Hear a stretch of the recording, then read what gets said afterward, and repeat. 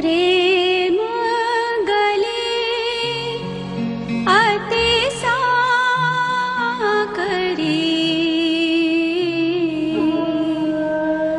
तामे दो ना समा। मैं था तो हरि नहीं, हरि है तो मैं ना।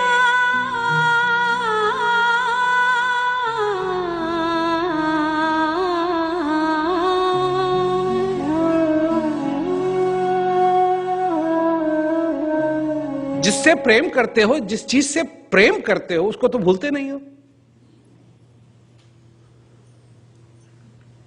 जिससे प्रेम करते हो तो भुलाए भी नहीं भूलेगी, भुलाने की कोशिश भी नहीं करो। अगर किसी भी रूप में कुछ भी कर लो, उसको भुला नहीं पाओगे। पर जिससे प्रेम नहीं है, कैसे होगा? बैठ के अभ्यास करना।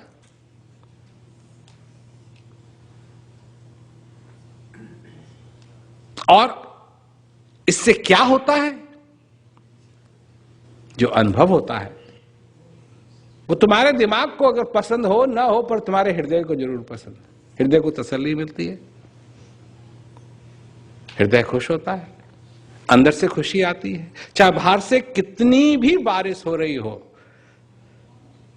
संकटों की बारिश चाहे कितनी भी हो रही हो, फिर तुमको अंदर से प्रेरणा मिलती है अपनी शक्ति, अपने अंदर की शक्ति।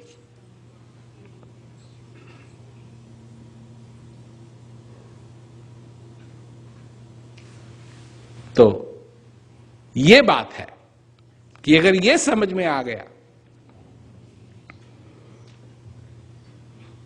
और इस जीवन को इस प्रकार अगर जी लें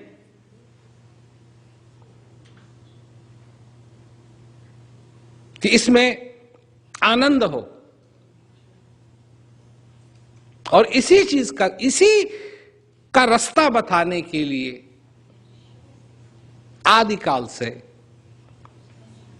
गुरु महाराज रहे। उसी को गुरु कहते हैं, उसी को गुरु कहते हैं, उसी को गुरु कहते हैं, जो रास्ता बताने के लिए आते हैं। उनका उस महाभारत से कोई संबंध नहीं है, क्योंकि गुरु जानते हैं कि बिना महाभारत के हुए हुए तुम्हारे जीवन के अंदर महाभारत हो रही है। ये उस महाभारत से निकालने के लिए आते हैं। महाभारत लड़ाने के लिए नहीं, महाभारत से निकालने के लिए आते हैं।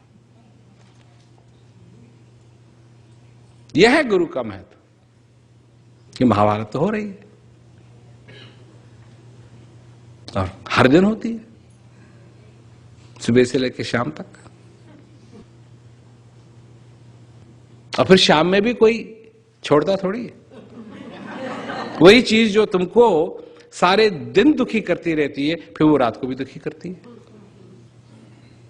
वही जगाती है, वही परेशान करती है।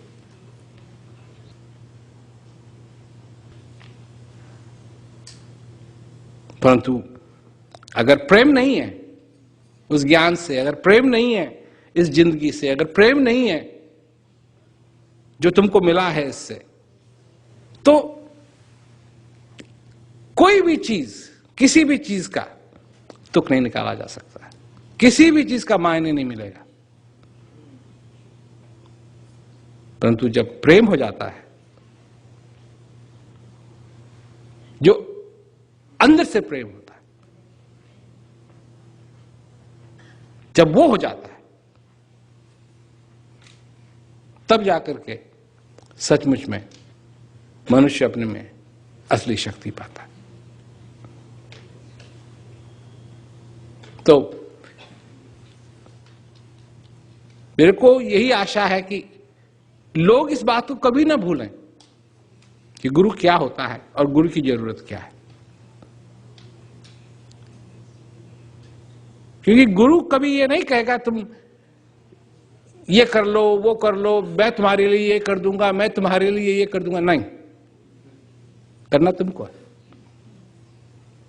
ज्ञान मैं दूंगा पर उसका अभ्यास तुमको करना है। ज्ञान मैं दूंगा, अभ्यास तुमको करना है। और यही एक चीज है